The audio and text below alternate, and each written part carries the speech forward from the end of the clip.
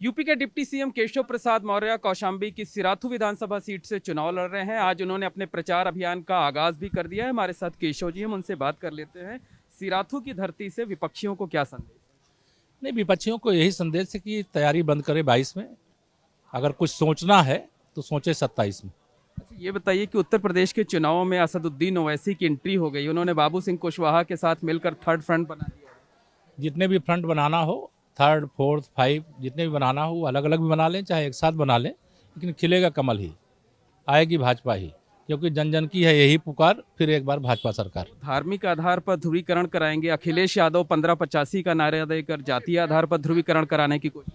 नहीं, हम विकास के आधार पर ध्रुवीकरण करा रहे हैं कि हमने जिनका साथ दिया है, जिनकी सेवा किया है, जिनका विकास किया है, जिनके जीवन में परिवर्तन लाया है, उन सबका समर्थन भारतीय जनता पार्टी को मिल रहा है और मिलेगा। इसीलिए कौशाम्बी की तीनों सीट के साथ उत्तर प्रदेश में 300 से अधिक कमल के फूल फिर खिलेंगे, भाजपा की सरकार फिर बनेगी। मुझे सिराथू की जनता पर, कौशाम्बी की जनता पर, प्रयागराज की जनता पर और प्रदेश की जनता पर पूरा भरोसा है।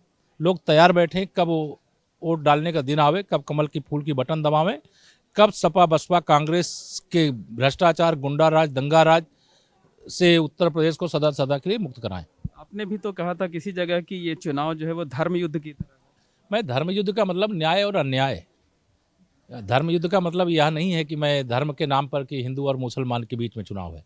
मैं तो सदा कहता हूं कि हमारी जितनी भी योजनाएं हैं, हमारी अगर प्रधानमंत्री आवास हो, चाहे प्रधानमंत्री किसान सम्मान निधि हो, चाहे अन्य गरीब कल्याण की योजनाएं हो, हमारे यहाँ गरीब गरीब एक समान, किसान किसान एक समान, बेटी बेटी एक समान, हिंदू हो या मुसलमान। अच्छा, अखिलेश यादव ने आज कहा है कि उनकी सरकार बनेगी तो वो 22 लाख युवाओं को सिर्फ आईटी सेक्टर में नौकरियां देंगे। पहले श्री अखिलेश यादव जी ये बतावें कितने दंगाई, अपराधी, माफिया, भ्रष्टाचारी, व्यभिचारी उनकी सूची में है, जिसे वो सूची जारी न करके उत्तर प्रदेश की जनता से छिपा रहे हैं। और क्यों छिपा रहे हैं, ये उत्तर प्रदेश की जनता जानना चाहती है। यद्यपि समाजवादी पार्टी का सुपड़ा साफ होना तय है, लेकिन वो अपराधियों को छिपा करके क्यों प्रत्याशी घोषित नहीं कर रहे हैं। प्रत्याशियों की सूची अब तक पहले चरण के चुनाव के नामांकन की प्रक्रिया पूरी हो गई, वह सूची जारी नहीं की, उत्तर प्रदेश की जनता जान नहीं पाई। समाजवादी पार्टी जो कहती है ना कि ये नई सपा है, मैं कहता हूँ ये वही सपा है जिसने उत्तर प्रदेश में दंगे कराए, जिसने उत्तर प्रदेश में कब्जे कराए, जिसने उत्तर प्रदेश में भ्रष्टाचार किया, जिसने उत्तर प्रदेश में गुंडे बढ़ाए, माफिया बढ़ाए, यह वह सपा है। इसमें कोई परिवर्तन नहीं हुआ है। इसलिए श्री अखिलेश यादव जी सूची का प्रकाशन करने से घबरा रहे हैं। अच्छा, प्रियंका गांधी ने कहा है कि उत्तर प्रदेश के लोग समझ लें कि मेरे ही नेतृत्व में चुनाव हो रहा है। नहीं, उत्तर प्रदेश के लोग खूब समझते हैं। 2019 का चुनाव उनके भाई के नेतृत्व में हो रहा था, भाई ही वो यूपी से हार करके चले गए।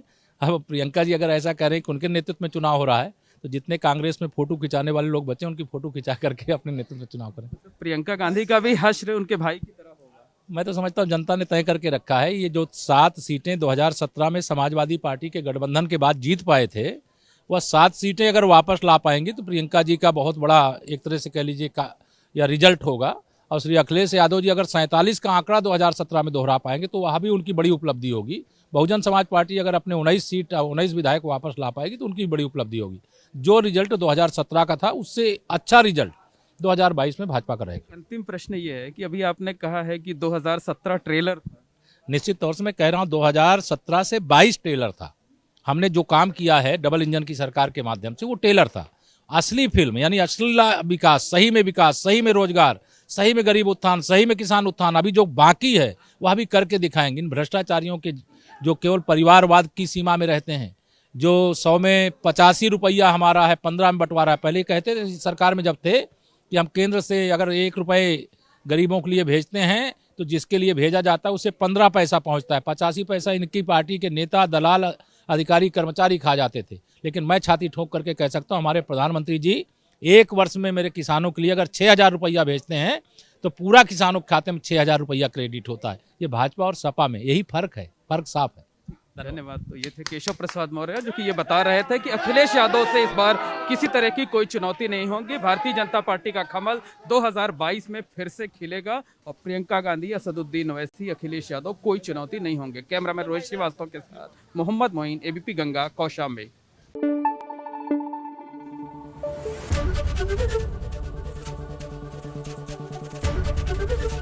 एबीपी गंगा, खबर आपकी, जुबान आपकी।